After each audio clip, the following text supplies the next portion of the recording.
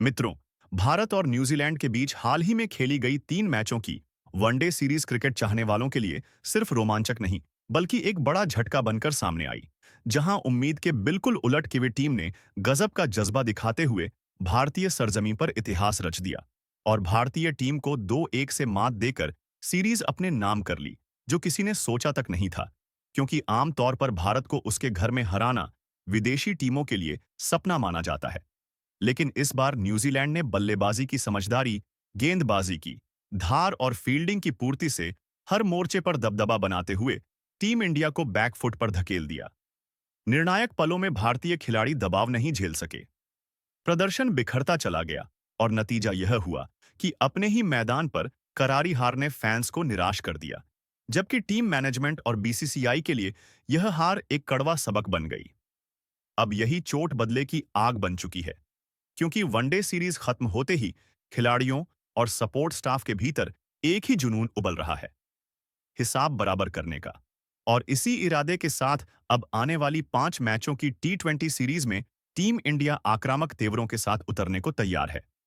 BCCI पहले से ही मोर्चा संभाल चुका है और न्यूजीलैंड को उसी की भाषा में जवाब देने के लिए बड़ा कदम उठाया गया है, जहां चीफ सिलेक्टर अजीत अगरकर और हेड कोच गौतम गंभीर की सोच साफ दिखाई देती है। क्योंकि 5 मैचों की इस T20 सीरीज के लिए 15 सदस्य नई भारतीय टीम का ऐलान करते वक्त भावनाओं को किनारे रखकर प्रदर्शन को तरजीह दी गई है। वनडे में बार बार निराश करने वाले नाम को बाहर कर दिया गया है और उनकी जगह ऐसे T20 स्पेशलिस्ट खिलाड़ियों को मौका मिला है, जिनकी तेजी, ताकत और स्ट्राइक रेट देखकर न्यू खेमे में भी अब दबाव साफ महसूस किया जा रहा है।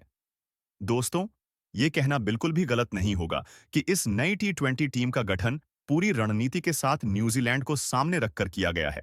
क्योंकि बीसीसीआई ने इस स्क्वाड में नए ओपनर, नया मिडिल ऑर्डर कर, ताजा ऑलराउंडर और रफ्तार के साथ स्पिन दोनों अंदाज के नए गेंदबाजों को जगह देकर ऐसा संतुलन तैयार किया है, जिसने किवी खेमे को चौंका दिया है।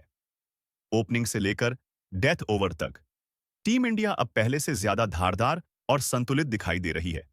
जहां नए ओपनर पावर प्ले में विस्फोटक शुरुआत देने की काबिलियत रखते हैं, वहीं मिडिल ऑर्डर में मौजूद युवा चेहरे किसी भी हालत में तेजी से रन बटोरने का जज्बा दिखाते हैं।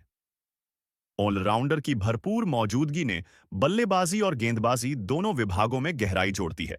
लेकिन इस पूरे चयन की सबसे चौंकाने वाली तस्वीर तब सामने आई जब बीसीसीआई ने 2 ऐसे खिलाड़ियों की T20 टीम में वापसी करवाई, जो लंबे वक्त से इस फॉर्मेट से दूर चल रहे थे।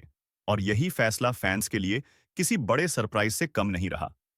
भले ही इन नाम ने हाल के समय में T20 इंटरनेशनल नहीं खेल हो, लेकिन घरेलू क्रिकेट और दूसरी T20 लीग में उनके धमाकेदार प्रदर्शन ने अजित अगरकर और गौतम गंभीर को दोबारा भरोसा जताने पर मजबूर कर दिया है। इस वापसी ने भारतीय T20 स्क्वाड को पहले से ज्यादा मजबूत, संतुलित और खतरनाक बना दिया है। दूसरी तरफ अगर न्यूजीलैंड की बात करें, तो वनडे सीरीज जीतने के बाद उनके हौसले इस वक्त 7वें आसमान पर हैं। भारतीय सरजमीन पर जीत दर्ज करने से उनका आत्मविश्वास चरम पर है और अब उनका लक्ष्य इस T20 सीरीज को भी जीतकर दबदबे की कहानी आगे बढ़ना होगा। क्योंकि टीम जानती है कि अगर भारत को इस फॉर्मेट में भी शिकस्त मिली, तो वह सिर्फ एक सीरीज नहीं, बल्कि भारतीय क्रिकेट को एक बड़ा संदेश होगी। इसी वजह से कि वे पूरी ताकत के साथ मैदान में उतारने वाला है। वहीं भारतीय टीम के लिए यह T20 सीरीज प्रतिष्ठा की जंग बन चुकी है। वनडे में मिली हार ने खिलाड़ियों को भीतर तक झकझोर दिया है और अब हर नाम 100% रोकने को तैयार दिख रहा है। टीम इंडिया की नजर साफ तौर पर किवी से मिली हार का बदला चुकता करते हुए T20 सीरीज अपने नाम करने पर टिकी है।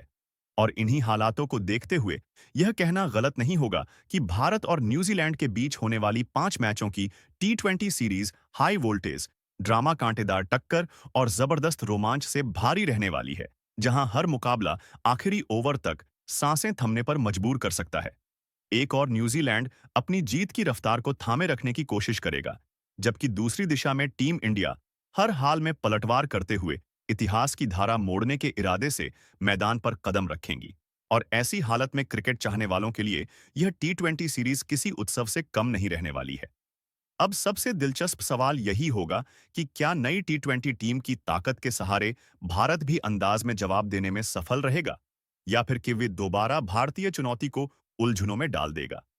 लेकिन इतना तो तय है कि आने वाले दिन खेल प्रेमियों की यादों में लंबे समय तक बसने वाले हैं।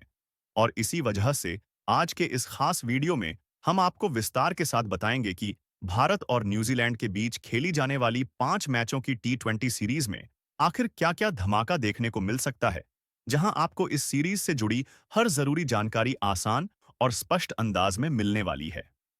शुरुआत होगी पूरे शेड्यूल से, जिसमें यह बताया जाएगा कि कौन सा मुकाबला किस तारीख पर खेला जाएगा, मैच किस वक्त शुरू होंगे और किन मैदाने पर यह हाई वोल्टेज टक्कर दिखाई देगी। इसके साथ-साथ अगर आपके मन में यह सवाल है कि इस टी20 सीरीज को टेलीविजन पर सीधा प्रसारण या मोबाइल लैपटॉप पर लाइव स्ट्रीमिंग के जरिए कहां और कैसे देखा जा सकता है, तो उसकी पूरी डिटेल भी यही सजा की जाएगी, जिसमें भारत में प्रसारण करने वाला चैनल और देखने वाला प्लेटफॉर्म दोनों शामिल होंगे। इतना ही नहीं, इस वीडियो में अब तक खेले गए भारत और न्यूजीलैंड के टी20 मुकाबले के रिकॉर्ड पर भी नजर डाली जाएगी, जहां कुल मैचों की संख्या, जीत हार का आंकड़ा और किसका पलड़ा भारी रहा है, इस पर चर्चा होगी। और इन्हीं आंकड़ों के आधार पर यह अंदाजा लगाया जाएगा कि मौजूदा सीरीज में किस टीम की स्थिति ज्यादा मजबूत दिख रही है। इसके बाद बात होगी बीसीसीआई के एक अहम फैसले की, जहां आपको बताया जाएगा कि इस सीरीज के लिए कप्तानी और उपकप्तानी किन दो खिलाड़ियों को सौंप गई है और उन पर भरोसा क्यों जताया गया है। आगे चलकर हम यह भी बताएंगे कि किवी को कड़ी चुनौती देने के इरादे से किन 15 खिलाड़ियों के साथ नई भारतीय टी20 टीम घोषित की गई है, जिसे देखकर किवी भी ड्रेसिंग रूम में हलचल तेज हो चुकी है, क्योंकि चयन में कई नए चेहरे और कुछ हैरान करने वाले फैसले सामने आए हैं। साथ ही इस सीरीज से जुड़ी कई बड़ी एक्सक्लूसिव बातें भी की जाएगी, जो सीरीज शुरू होने से पहले जानना बेहद जरूरी है। लेकिन आगे बढ़ने से पहले आपको बताएंगे, पहले टी20 मुकाबले के लिए कुछ गौतम गंभीर और सूर्य कुमार यादव ने किन 11 खिलाड़ियों को टीम इंडिया में मौका दिया है, तो बात किया जाए ओपनिंग की भूमिका में संजू सैमसन के साथ अभिषेक शर्मा को मौका दिया जाएगा। जी हां दोस्तों, संजू सैमसन इसके पहले सीरीज में वापसी की है और शुभ मंगल को बाहर करने के बाद संजू सैमसन न्यूजीलैंड के साथ साथ टी20 वर्ल्ड कप में भी इनका चयन किया गया है।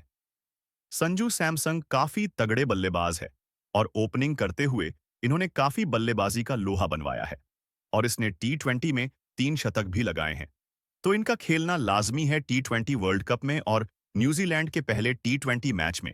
दूसरी तरफ अभिषेक शर्मा एक युवा और विस्फोटक बल्लेबाज है, जो विरोधी टीम के गेंदबाजों की धज्जियां उड़ाकर रख देते हैं। और 2025 में इस बल्लेबाज ने 1000+ रन बनाया, जो कि केवल विराट कोहली के रन से ही पीछे रह गए। तीसरे नंबर पर कप्तान सूर्य कुमार यादव खुद आएंगे। इस बल्लेबाज की बात किया जाए तो पिछले कुछ टी20 मैच में फॉर्म काफी खराब चल रहे हैं और इस वर्ल्ड कप में अगर अच्छी बल्लेबाजी नहीं कर पाए तो इनको कप्तानी के साथ साथ टी20 से भी बाहर कर दिया जाएगा। इसके बाद चौथे नंबर पर तिलक वर्मा अगर फिट हो जाते हैं तो इनको ही खिलाया जाएगा, क्योंकि पिछले 1.5 सालों से यह बल्लेबाज चौथे नंबर पर खेल रहा है और इस बल्लेबाज को टी20 वर्ल्ड कप में खेलना काफी ज्यादा आवश्यक हो जाता है, क्योंकि चौथे नंबर पर कोई भी बल्लेबाज अभी अवेलेबल में नहीं है।